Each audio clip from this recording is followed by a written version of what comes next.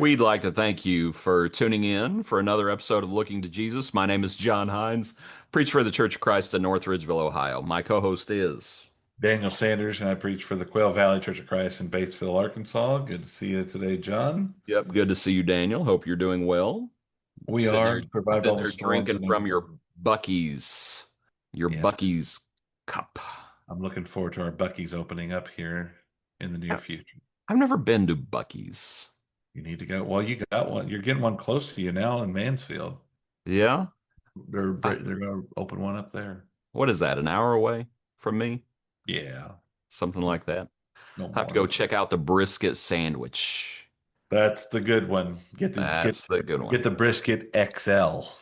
Oh, that sounds tasty. It is All right, Daniel, what are we talking about today? We have been going through First Corinthians, correct? correct.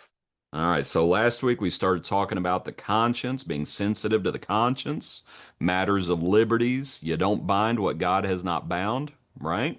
Yep. And I think we're going to carry on with that discussion for chapter 9, aren't we? Somewhat, and Paul talking about himself as an apostle and some of the things, working as a gospel preacher, Yep. some of the rights that they have with everything, and for people to be considerate of such things. Different ways that he's denied himself. Yeah, All right, you want to start off reading or you want me to read? I can start off reading this week. Carry on, my wayward son. First Corinthians chapter 9, beginning verse 1, it says, "Am I not an apostle? Am I not free? Have I not seen Jesus Christ our Lord? Are you not my work in the Lord? If I'm not an apostle to others, yet doubtless I am to you. For you are the seal of my apostleship in the Lord. My defense to those who examine me is this: do we have no right to eat and drink? Do we have no right to take along a believing wife, as do also the other apostles, the brothers of the Lord, and Cephas? Or is it only Barnabas and I who have no right to refrain from working? Whoever goes to war at his own expense? Who plants a vineyard and does not eat of its fruit? Or who tends a flock and does not drink of the milk of the flock? Do I say these things as a mere man? Or does not the law also say the same also? For it is written in the law of Moses, you shall not muzzle an ox while it treads out grain. Is it oxen God is concerned about? Or does he say it altogether for our sakes? For our sakes, no doubt. This is written that he who plows should plow in hope, and he who threshes in hope should be partaker of this hope. If we have sown spiritual things for you, is it a great thing if we reap your material things? If others are partakers of this right over you, are we not even more? Nevertheless, we have not used this right, but endure all things lest we hinder the gospel of Christ. Do you not know that those who minister the holy things eat of the things of the temple, and those who serve at the altar partake of the offerings of the altar? Even so, the Lord has commanded those who preach the gospel should live from the gospel. That's First Corinthians chapter 9, verse 1 down to verse 14. Okay. So you can tell from something he says there in the third or fourth verse, my defense to those who examine me is this. There were those in Corinth they were disparaging Paul. Yeah, And they were questioning a lot of things that Paul had taught. They were even questioning his apostleship. And he's like, don't you know I'm an apostle? They had the gifts. How did they have the gifts? Through the laying on of the apostles' hands. right. So it's like, you need to remember, and Paul's not being puffed up. He's No. like, I am an apostle. Those, those individuals were apostles. And And again, he so, spent a year and a half there with these right, individuals. right. I think that's a key thing is that's not like it's a new thing. He's been there. He was there Yeah, for a good little bit, so they know him. As you mentioned about the gifts, they received it through the laying on of the apostles' hands. Well, how were they able to receive it? These are individuals who were also eyewitnesses of the resurrected Lord. exactly. There in verse 1, have I not seen Jesus Christ our Lord? Yeah. And it's like, you Corinthians, have you seen him? No.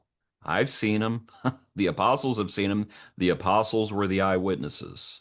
He says, are you not my work in the Lord? To your point, he was there a year and a half. This isn't Thessalonica where he was there 3 Sabbaths. Right. He's there for a year and a half. Like he knows them and they know him. So he says, my defense to those who examine me is this.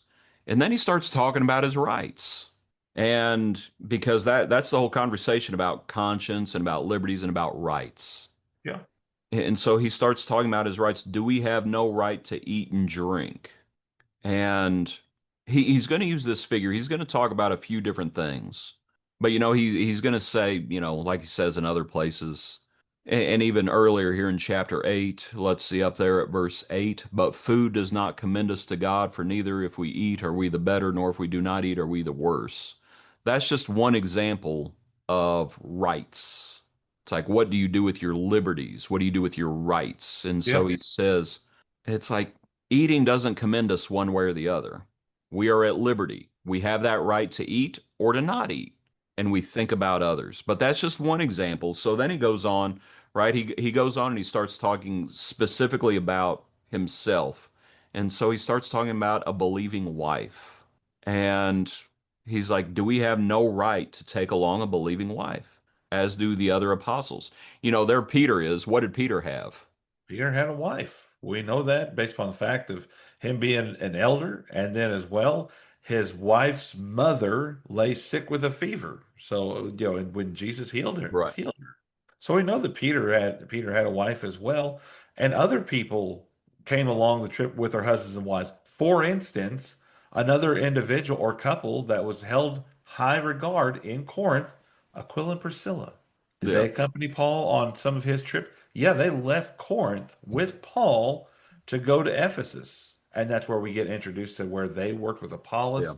And they send a letter with Apollos back to Corinth to receive him in his work there. So other individuals, not just the apostles, but other individuals took their wives with them on some Yeah. of these trips. I heard a good point. I can't remember if it was you or someone in the Bible class here. They're answering the question, can we prove that any of the apostles had children? We can prove that Peter was married, but and the person made a good point. Peter must have had children too because he's also an elder. Right. Yeah. And one of the qualifications to be an I know. elder is faithful children. Right. So Peter he was a family man. Yeah. Now, could Paul have been a family man? He could have, because that gets us into 1 Corinthians 7, because he's talking about, I made the choice Right. of not marrying. I wish, I believe some of the terminology there in 1 Corinthians says, I wish you were as I am Yeah. when he's talking about marriage, but he did not condemn it. He just Right. made the choice. It's like what we read about earlier on with Jesus. There were some people that selected to play the role of a eunuch, Right. and A some eunuch for the kingdom's sake. a unit for the kingdom's sake made that choice to not involve or engage themselves in being able to in marital actions. So, two individuals who we know did that are Paul and Barnabas, the two individuals spoken about here. Right. And Paul's argument is, don't we have the right to be married? And I would think those people in Corinth, I don't think they were saying that he couldn't be married. Paul's using himself and Barnabas as an example of those who have denied their rights for the sake of others. Yeah.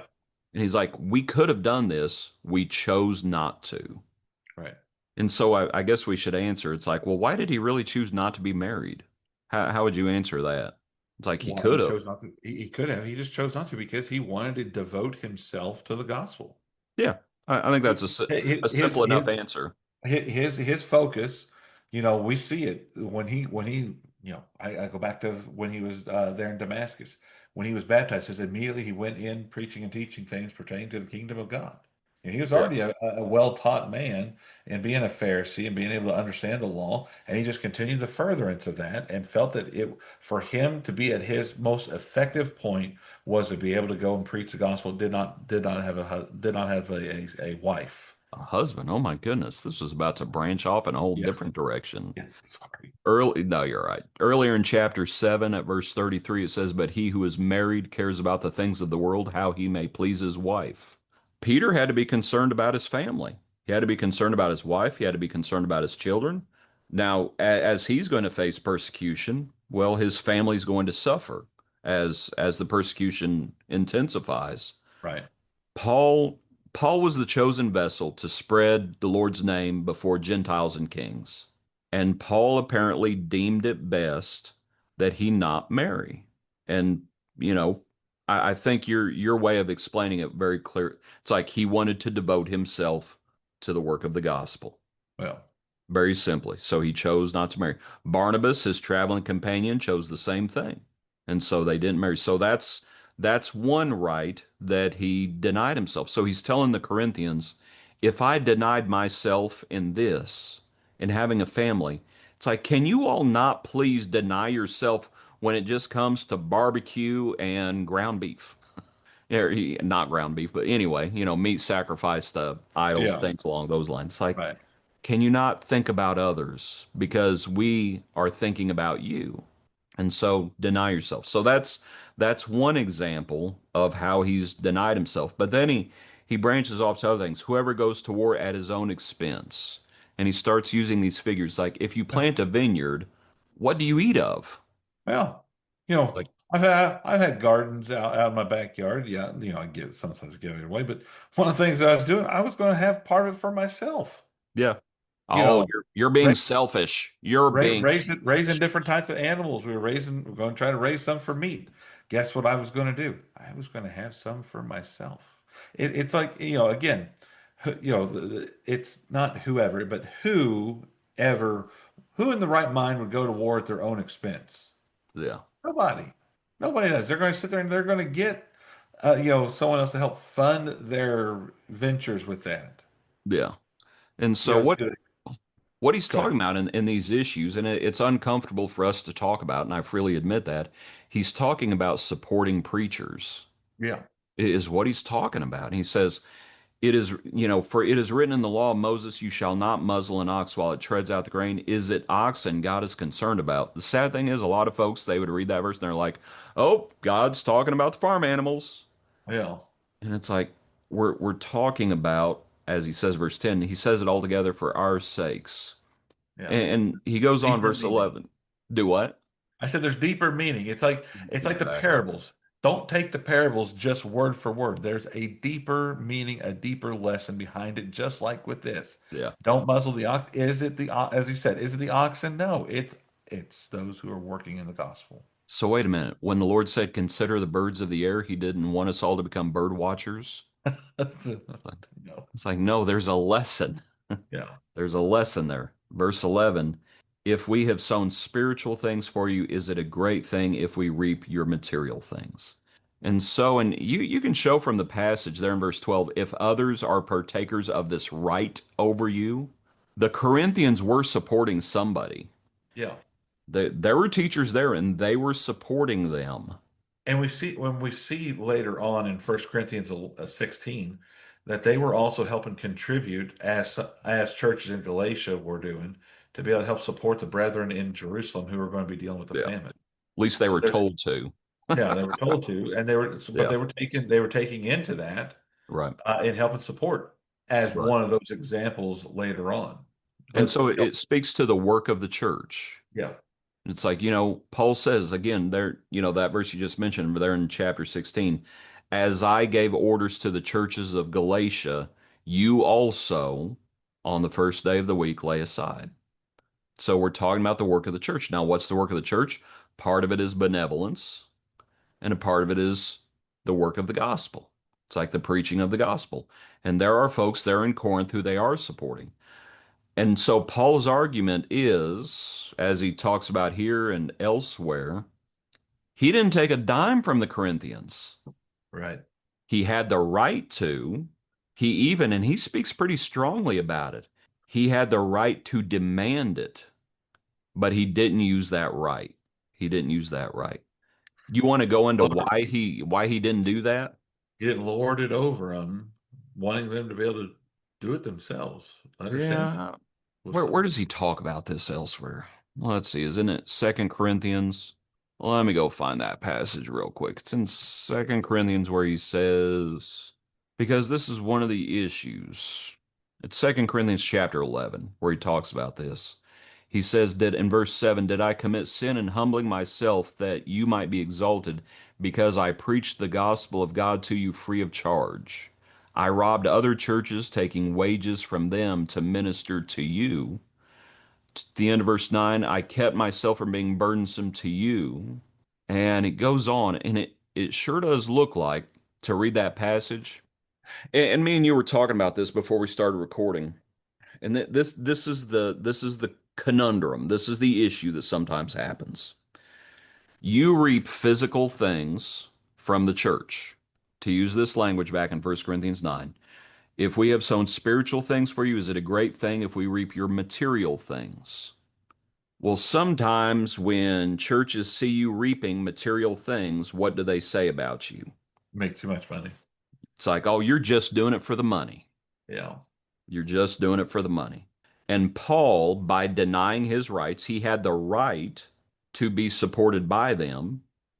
He didn't use that right, and that took that ammunition away from them. The Corinthians could never say, oh, well, you're just preaching here for the money. It's like, you guys ain't paying me a dime, Yeah. is what he's doing. He's denying himself. Did he have the right? Yes. And you can tell.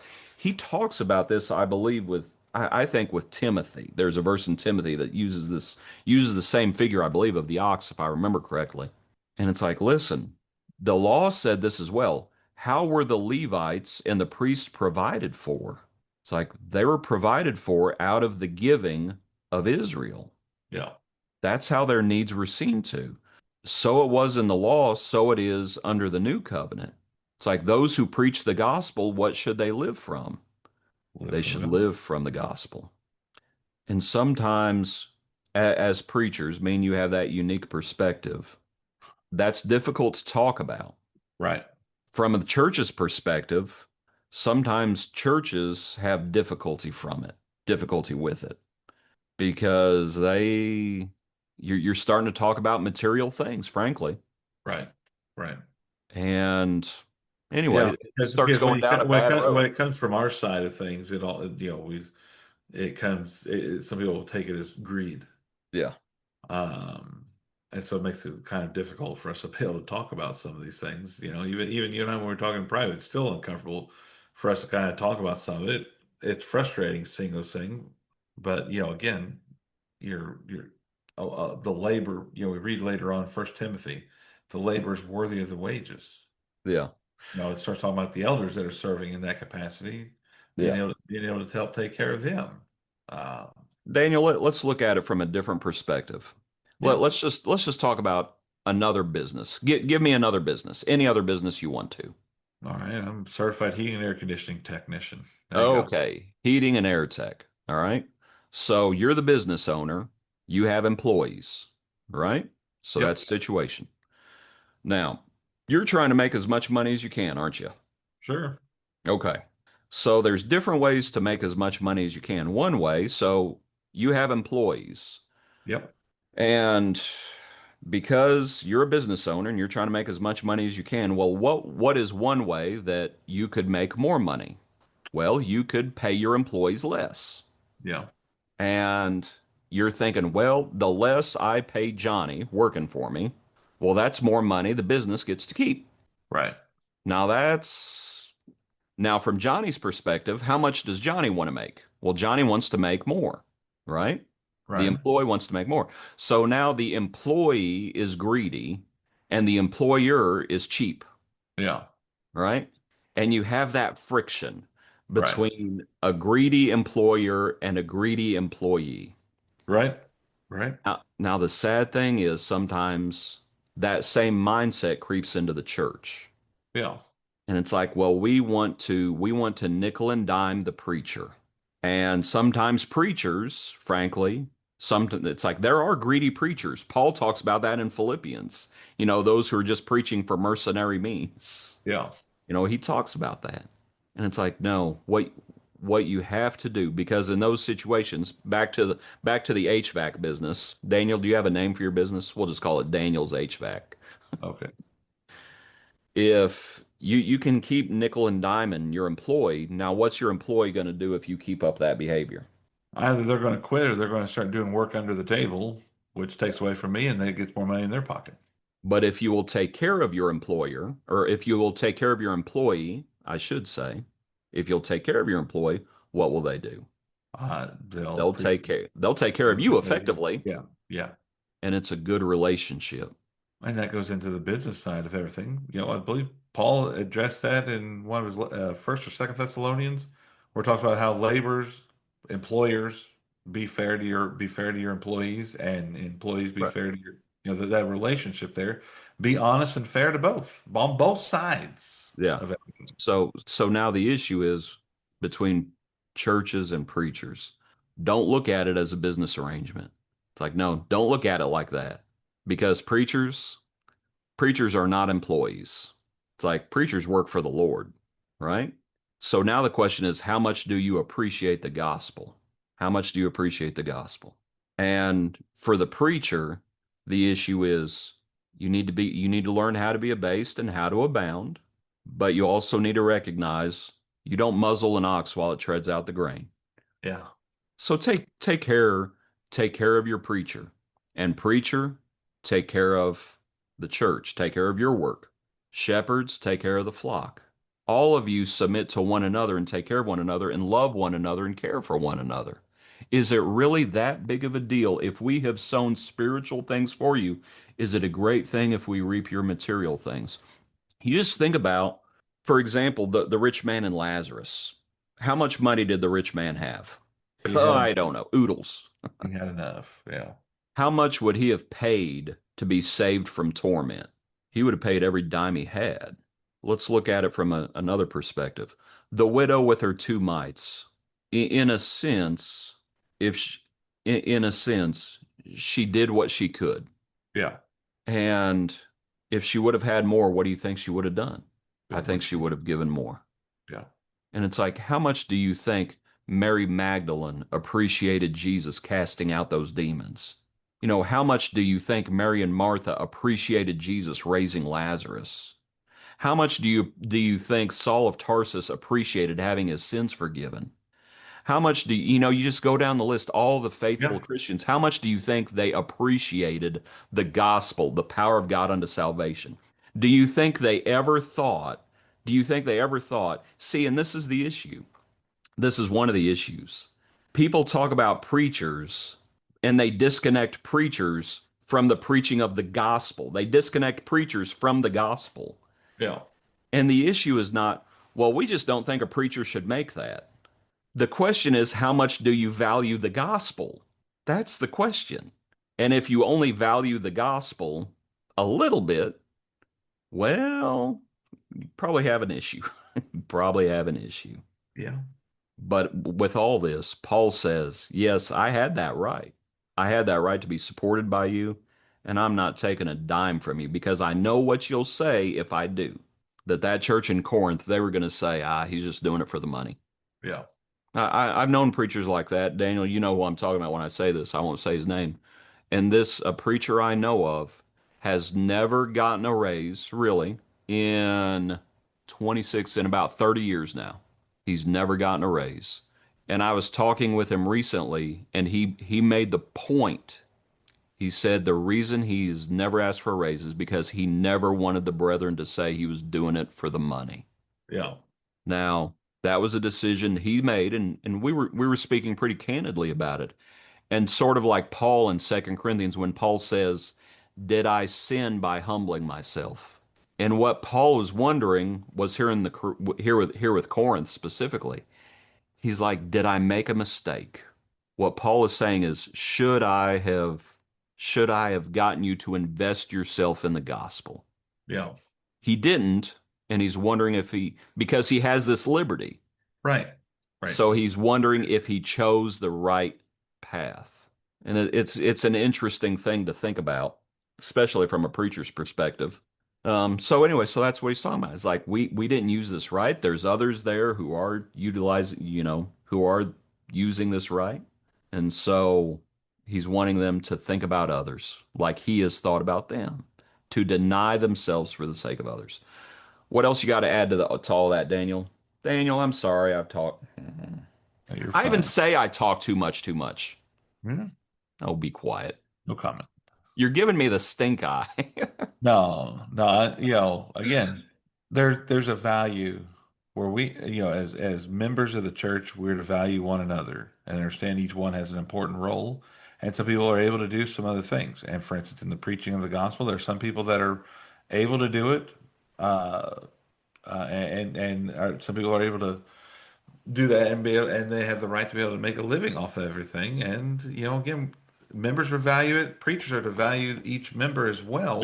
sure. And understanding this, there's times where you might not be able to be blessed as in a physical way with the congregation at times. There for us, you and I both are in the same boat where we are able to receive outside support. We're very fortunate and blessed to be able to help that. That way we can be able to continue to try to give our attention in preaching the gospel. Being able to do those things. It's Yep. important for both sides to be able to understand that relationship and value one another, and that preachers have the right to be able to partake of the physical things, as do the members as well. But again, let's value the gospel, as you as Yeah. you as you point out. Put the value on the gospel, not the individual, because as you point out, that's where we begin when we take away the preacher from the gospel message. Now we're just looking at him as you said, as an employee.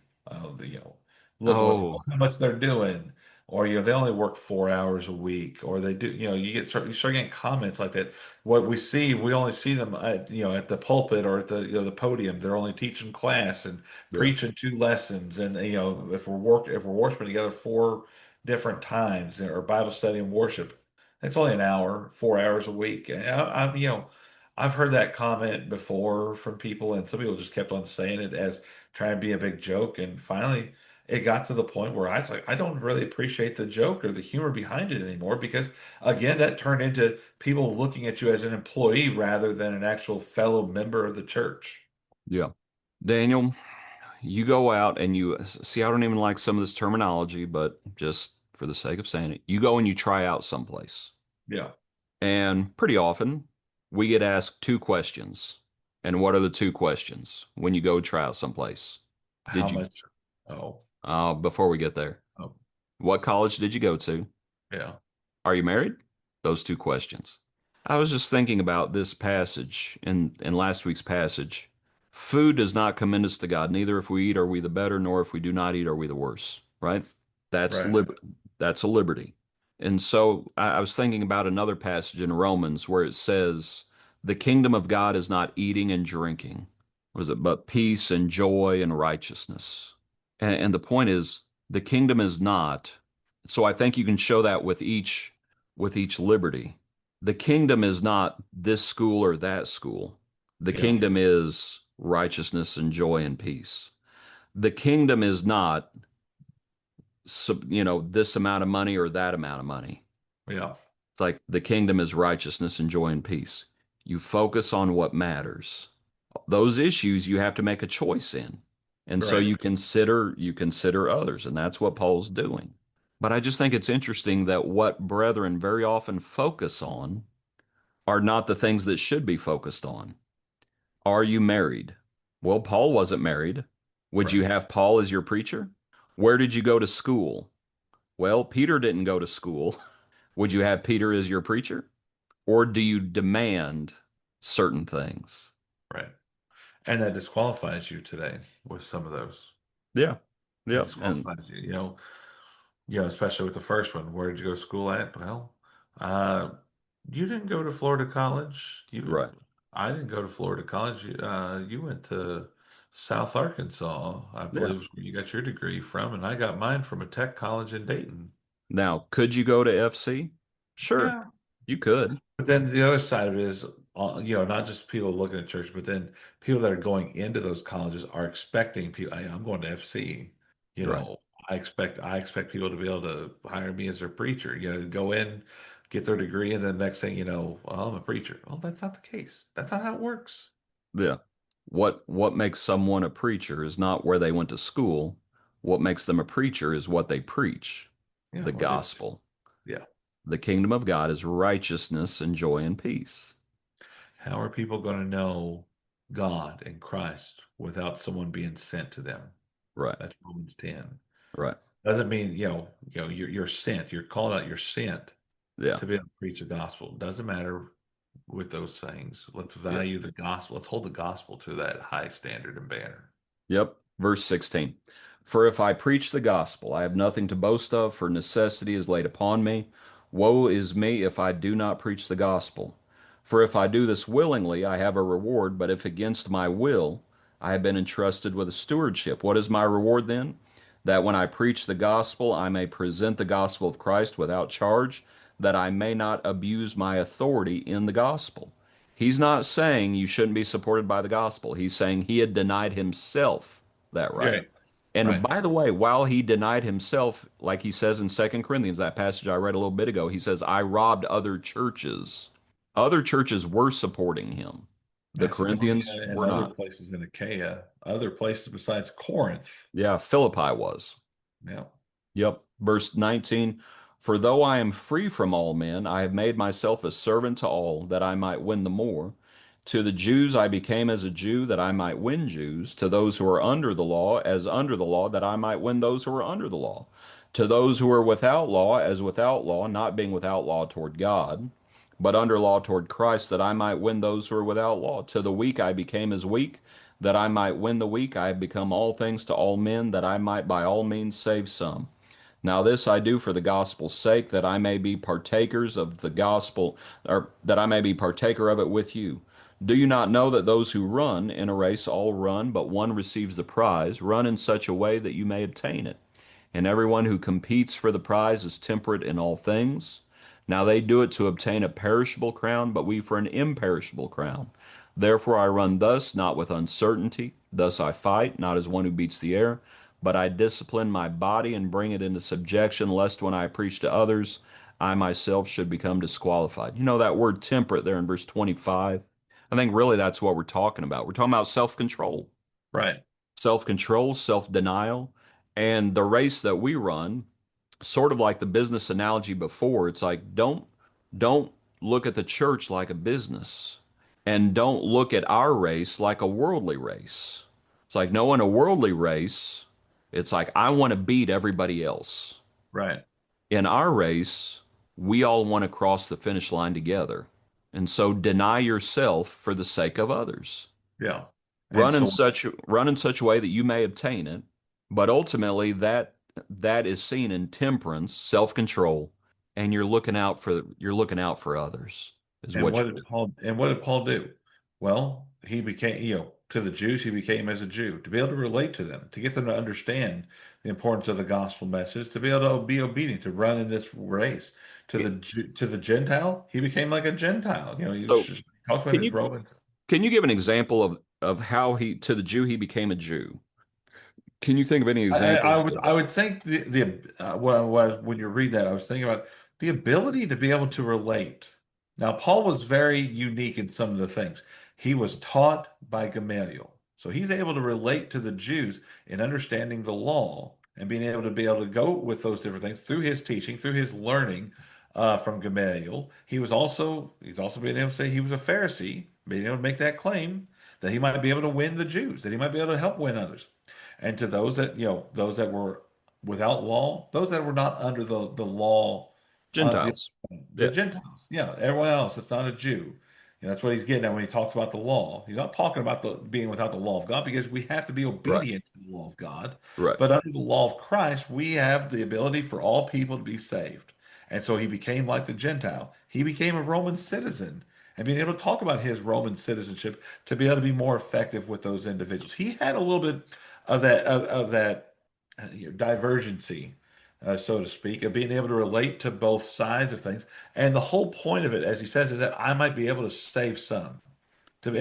He actually has that contention with Peter and James and John, the pillars there in Galatians 2. And, well, they're going to go to the Jews. I'm going to go to the Gentile. Let's do what we can, but let's do it for the work of God. Let's be effective in what we can.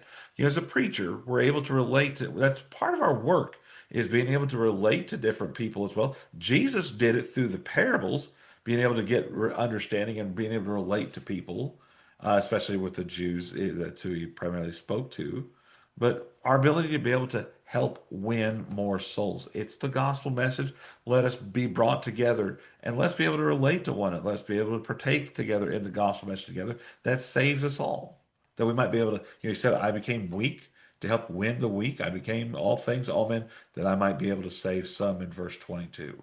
A few different specifics that he did. He took Timothy and had Timothy circumcised. Yes, Well, because of the they, sake of those that were around him. right, But then, as well, in the case of Titus, right, Titus was with him, and Titus was not compelled to be right. circumcised because of the people that he was around. So it was a liberty, but the moment you start trying to bind a liberty, you've gone too far. Right. And so they denied themselves in the case of Timothy, and Timothy was circumcised. That's not the only case. You remember where Paul had taken the vow about not cutting his hair, Yes. and then Yes. he goes in and actually talks about him sacrificing. Right. He was doing those things because all of those Jews had their eyeballs on him. Right. And so to the weak, he became as weak. And I would say that was like the Jewish dietary things, some of those different issues like Sabbath keeping.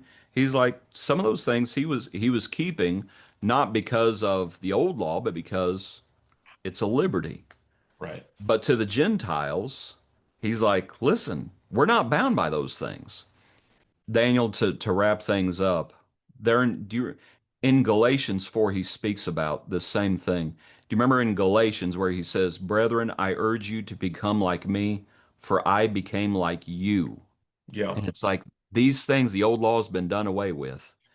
Now, to the weak, to the Jews who are still holding these things, I'm going to do everything I can to win over my Jewish brethren.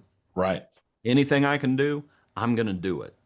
Now, to the Gentiles, I'm going to do everything I can so that they can understand they don't need to go back to the old law. Right. And I think some of this is also being able to answer the question. Going back, I know I'm backtracking some, but going back to the first chapter of this book, there was division. Yeah, Yeah, I think this is also, I don't know what you feel about it, but I think some of this is also kind of addressing that division problem of saying sure. I'm trying to win all because Right, right. Peter, he was working with the Jews. So you got the Jewish brethren that are sitting there kind of, hey, I'm a follower of Peter. You got Apollos, who probably was working with the Gentile a little bit more because he went to Corinth, especially. Paul's kind of in that hybrid mode of everything. And Christ came into the world and gave his life for all people. He's kind of addressing some of that divide once again. And I'm going to do what I can to win both, that I might save some in being able to help others turn to God. Yeah. And that's what it's all about. It's just self-denial, temperance. You Yep. don't have to use every right you have. Right. You don't stand up and say it's my way or the highway when it comes to liberties. It's like, no, it's not my way or the highway. It's, friend, how can we go together? Yeah. How can we go together and have unity and peace and joy in the Lord? How can we do that? I'll restrain myself. Hopefully, you'll restrain yourself, and we'll be able to be saved together. Right. That's the idea. Can I win? Can I win anybody? Can I win anybody? Daniel, appreciate the study. Appreciate it as well. You look at verse 24 down to verse 27. I think that this kind of also kind of leads segue into chapter 10. We'll probably revisit a little bit of verse 24 down to verse 27 when we get to the first half of chapter 10 about discipline ourselves, and he begins to make Yeah. comparison to Israel and their lack of discipline. I discipline myself lest I should become disqualified. Right. And what happened to a lot of Israelites? Is that they got disqualified from They being got able to. disqualified. Yeah. They dropped Okay. dead in the wilderness because they disobeyed God. Yeah. So we'll probably be talking about that a little bit, these first four verses kind of leading into chapter 10, Lord willing, next week. Yep. Appreciate you. Appreciate it as well. Yep. Hope you have a good week. Appreciate everyone tuning in, and we hope you join us next week for another episode of Looking to Jesus. Thank you.